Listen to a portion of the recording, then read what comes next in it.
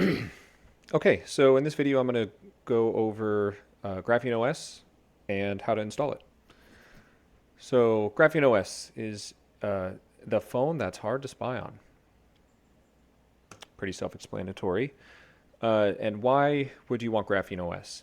So it has no Google services at all, no push notifications. I don't know if you know this. Every time you get a notification on your Android or iPhone, uh, that notification actually goes to a server to China, which is crazy.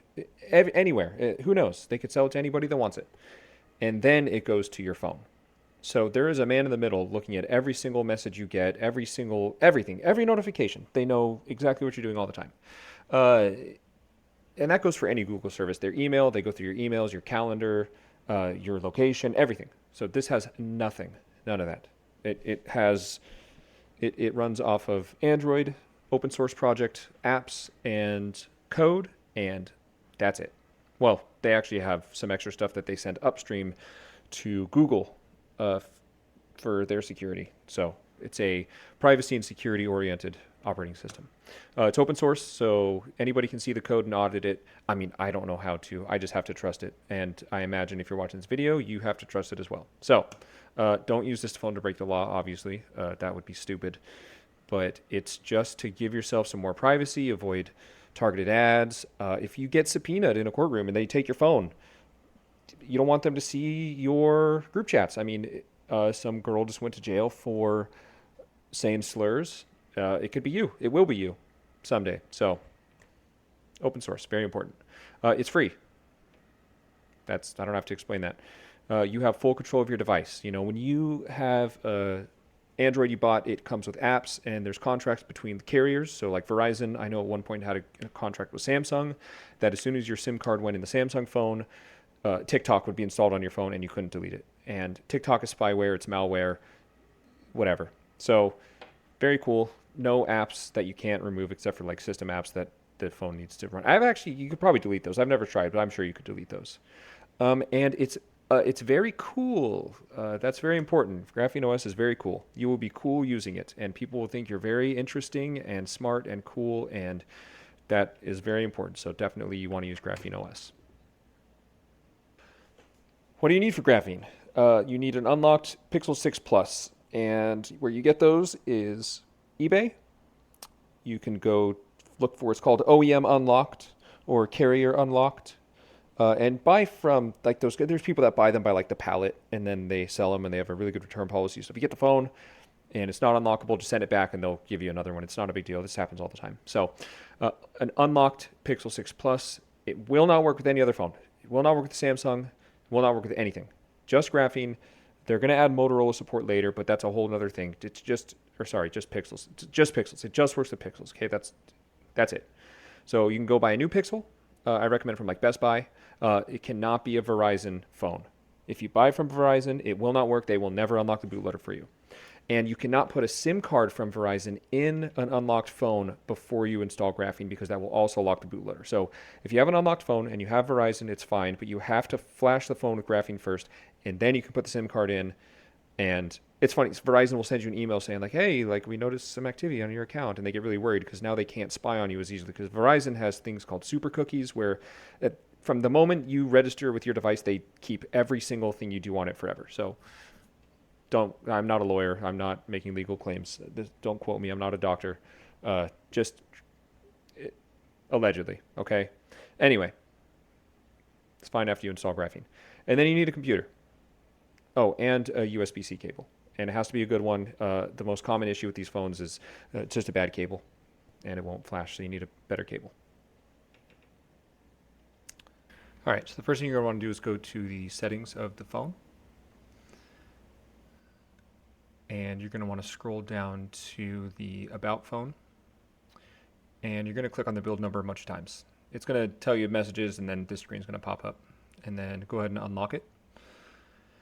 And now you have developer options. So go to your settings again, and system,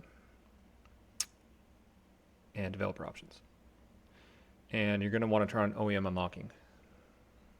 If your phone doesn't have this, you just have to buy a new one. There's no way to fix it. So Verizon phones, lots of other phones have this issue. So we'll get more to that later. Go ahead and turn it off. And then we're going to go over to the laptop, and we're going to go to the GrapheneOS website. And you're going to click Install GrapheneOS. And you don't worry about reading this. Just click Web USB based installer, and it'll scroll down for you and take you to the web installer. Scroll past all this. None of this matters. If you have an unlocked phone, you're good to go. You don't even have to do anything special with Windows anymore. You can just go ahead and plug in the phone and follow the steps here. So the first thing you're going to do is turn the phone back on, but you're going to hold down the down volume button as it's booting up. And as the phone turns on, it will boot up to what's called the fast boot menu, and it looks like this. And it says it's unlockable, which is good. So we can go ahead and plug it in and follow the steps. So click Unlock the bootloader, and it will pop up a warning on the screen asking if you want to unlock it or not and use the volume keys to cycle through the options. You definitely want to unlock the bootloader, so click the power button. And it's unlocked, so that's all you have to do there. And then you're going to download the release. This is actually the step that takes the longest. Mine's already pre-downloaded, so it's instant, but yours is going to take, I don't know, 5 to 10 minutes. Depends on your internet and how many people are drawn from the server, I guess. And then just click flash, and your device is going to turn on and off a bunch of times, and that's it. You just wait for that to finish, and it will boot up to Graphene. So we'll just leave that there and wait.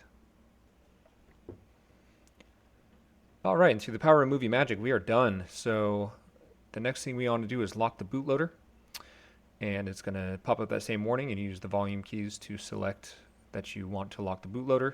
And every time you unlock and lock the bootloaders on these phones, it wipes everything. So if you had documents on here, they're gone forever. So hopefully you backed all those up before proceeding. And this warning that pops up here is warning you that you're running a different operating system, which is good. You want to see that. Also, if you get stuck on this screen, if you get stuck in a boot loop, like the battery dies, like dead, you'll see that screen pop up, and then the phone will die, and over again, it'll try to boot.